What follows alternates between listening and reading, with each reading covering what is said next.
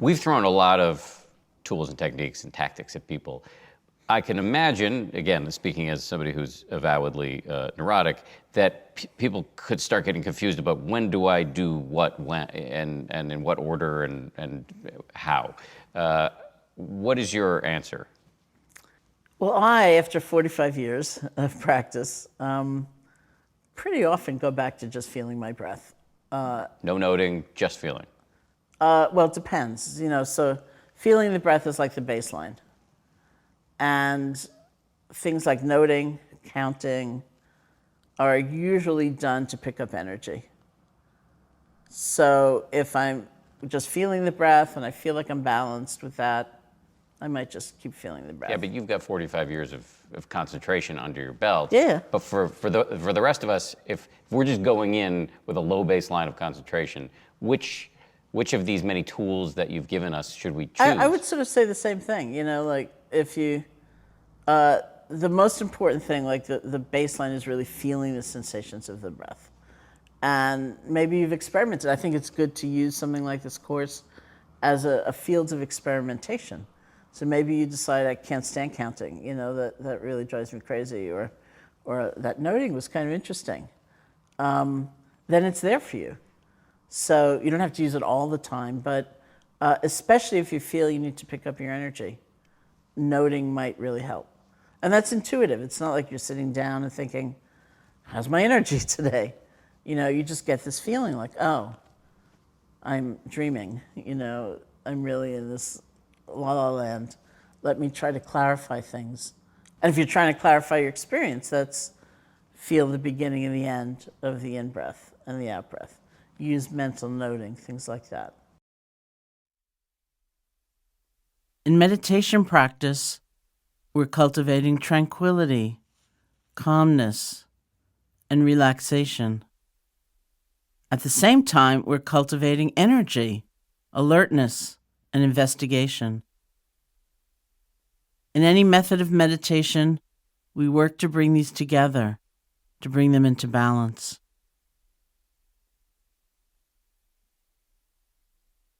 Let's begin the meditation.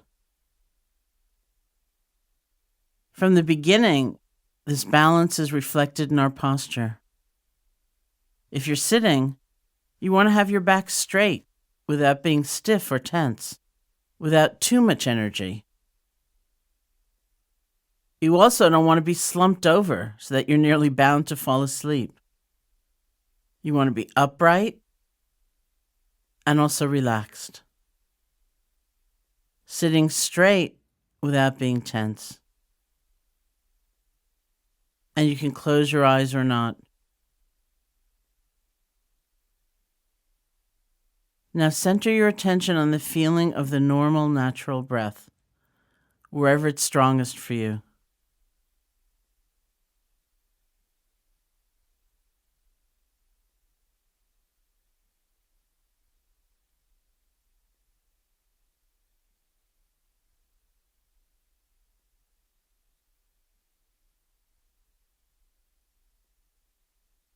And notice the play of energy and relaxation.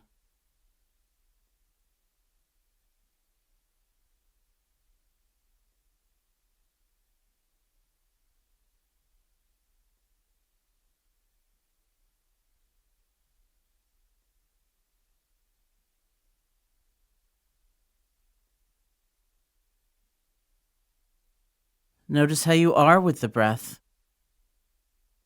Are you way far back mentally, as though you don't care really what it feels like? If so, come forward a little bit. Make the effort to feel the actual sensations at the nostrils, at the chest or the abdomen.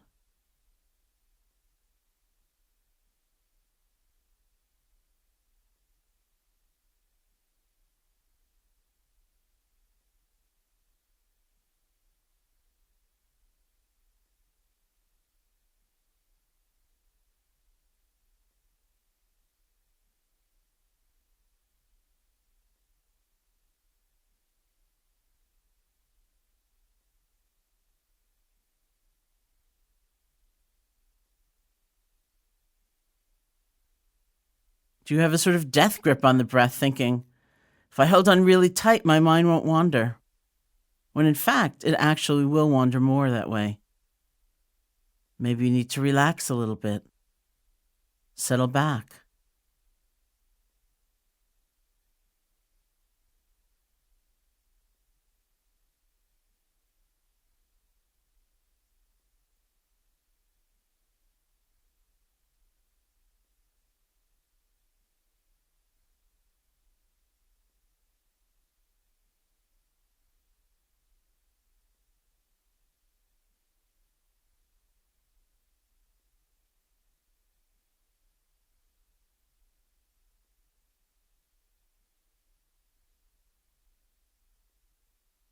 If you can feel yourself in the place just in the middle, with tranquility and alertness, you'll see how just one breath is tremendously fulfilling.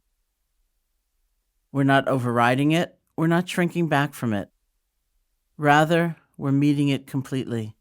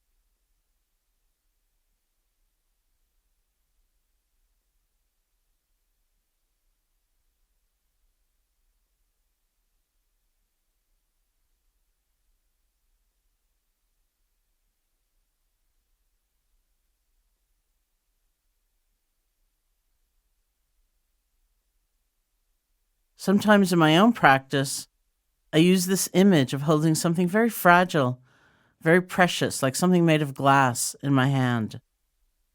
If I were to grab it too tightly, it would shatter and break. But if I were to get lazy or negligent and let my hand fall open, it would fall off and break. So I just cradle it. I'm in touch with it. I cherish it. And so too we are with each breath. We don't want to grab it too tight nor be too loose, too energized or too relaxed. We meet this moment and we meet this breath, and we cherish it, one breath at a time.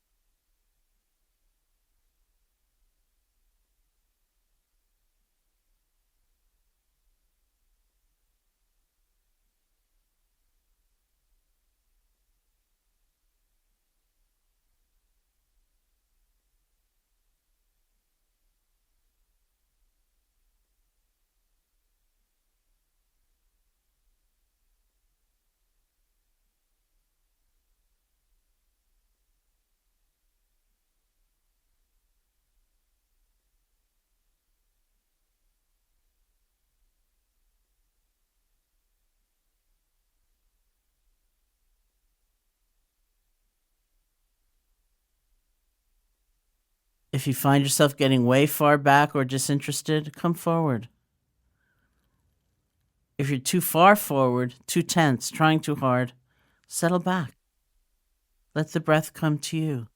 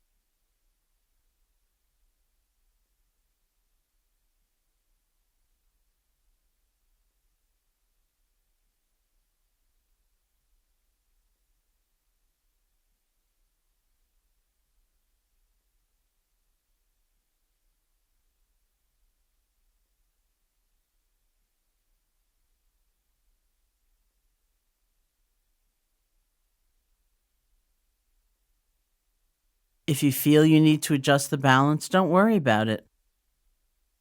You needn't question yourself, am I too tight, am I too loose? But let your intuition arise. Then come back to the place in the middle. It's just one breath.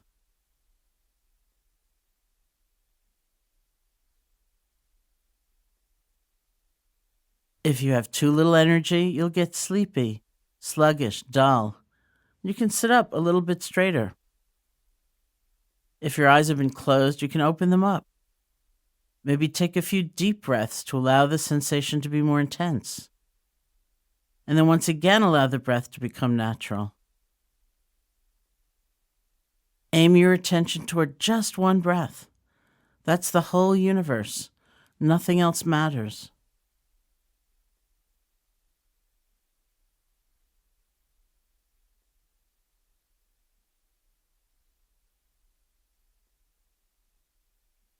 If you have too much energy, you'll feel restless, agitated, worried.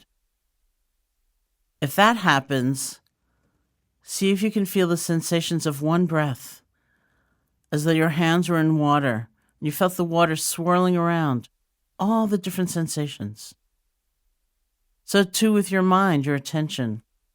You can feel the sensations that will soothe you and ground the energy. You can feel just one breath.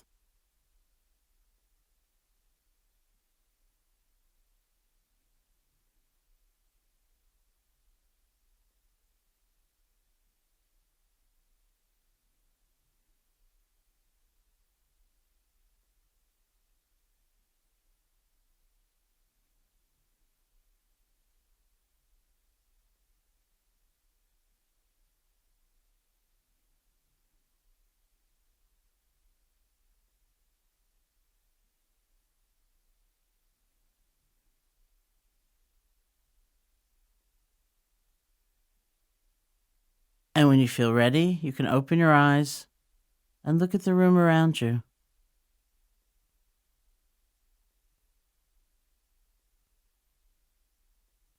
When our concentration is strong, there are a lot of wonderful feelings we can access that are really kind of amazing, but we can't consider them, those feelings, the sign of a good meditation, because ultimately all experience is changing. We go up, we go down. The times that are more dreary or difficult are also sometimes the most useful times. And what we're trying to do is really understand the whole range of our experience so we can cultivate concentration. We can enjoy those times, and we should enjoy those times that feel really extraordinary. You feel perfectly serene. Every cell in your body is all a quiver with delight and all these wonderful things. But if the next time you sit, your body feels like lead and you're just despondent over the state of the world, those are very powerful and interesting things to look at, because nothing is going to last as a state. But what can really last is our strength of compassion for ourselves and for others, the degree of our awareness, the spaciousness and freedom of our mindfulness. We've come to the end of today's session, and we'll continue our practice tomorrow.